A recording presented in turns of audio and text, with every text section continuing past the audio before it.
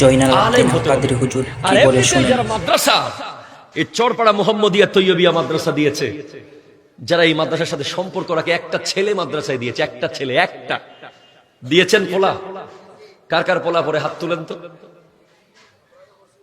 আপনি পড়ে ফেলেছেন, সামনে পোলা পড়ব, এরপর নাতি পড়ব ইনশাআল্লাহ। জেনারেশন টু জেনারেশন এই মাদ্রাসায় একটা ছেলে যদি আলেম হয়, একটা ছেলে 50 বছর ধরে তার পিছে যারা নামাজ পড়বে সবার নামাজ শুদ্ধ হবে, একটা ছেলে।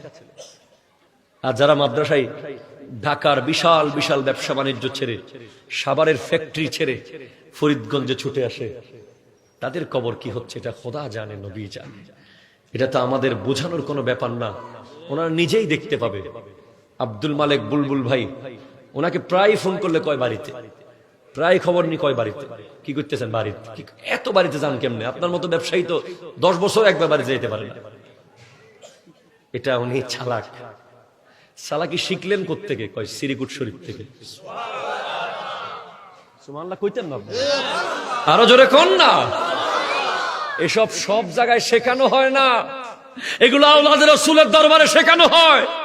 শেরে মিল্লাত নাইমি সাহেব হুজুর চলে যাচ্ছিলেন দুবাইতে, এক চাকরি পেয়েছিলেন যে মাসে একবার দুবাই যাবেন, একটা মার্কেটে গিয়ে একটু মুনাজাত করবেন, 1 লাখ টাকা করে দিয়ে দেবেন। তো শাহ হুজুর কেবলার কাছে আসছেন, হুজুর ইজাজত চাহতা হूं। হুজুর কেবলা বলতেছেন, দুবাই কা খুদা কো মেরা সালাম দেনা, দুবাইয়ের খোদাকে আমার সালাম দিয়ে দিও। তো নবী সাহেব তো টেনশনে পড়ে, দুবাইয়ের খোদা আবার কোনটা? কয় হুজুর दुबई का खुदा और बांग्लादेश का खुदा क्या अलग है? अगर अलग नहीं है तो जो खुदा तुमको दुबई में 1 लाख दे सकता है वो बांग्लादेश में भी दे सकता है। যেই খোদা তোমাকে দুবাইতে দিতে পারে সে বাংলাদেশে দিতে পারে। তুমি যাচ্ছ কেন? নবী সাহেব চোখের পানি ছেড়ে এমন ফানাফি শেখ হয়েছেন। আর জিন্দেগিতে রবিউল আউয়াল মাসে আমরা তো মাহফিল করি, উনি হুজুর কেবলার সাথে থাকে, ওয়ার্ল্ড ক্লাস বক্তা হওয়ার পরেও আমি বাংলাদেশ ঘুরে বলতেছি, আমি সব দরবারকে মাথার তাজ বানিয়ে রেখেছি যারা হক দরবার, কিন্তু শাহিনশাহে সিরিকুটের মতো এমন আওলাদ রাসূল, এমন দরবার আমি দেখিনি, আমার চোখে পড়েনি। কেন জানেন? যেই দরবারের শাহজাদার জন্য কোনো চেয়ারই নাই। দরবারে শাহজাদা চেয়ার থাকবে না, এটা কোন দরবার হইতে পারে? দরবারের প্রথম শর্ত কি? চেয়ার, ঠিক কিনা? সেকেন্ড হলো খাদেম, থার্ড হলো দান বাক্স। এই 3টা হলো দরবারের মূল জিনিস। একটা দরবার হলে এই জিনিস লাগে। আপনি সিরিকুট শরীফ গিয়ে দেখিয়েন, সৈয়দ আহমদ শাহ মাদ্দাজিল্লুহুল আলী, the greatest Islamic scholar of the world, গোটা বিশ্বের শ্রেষ্ঠ একজন স্কলার তাহের শাহ হুজুর কেবলার সন্তান। উনি নিজের হাতে মুরিদদেরকে চা বানায় বানায় খাওয়ায়, ফল কেটে খাওয়ায়, বিস্কিট প্যাকেট চিড়ে খাওয়ায়।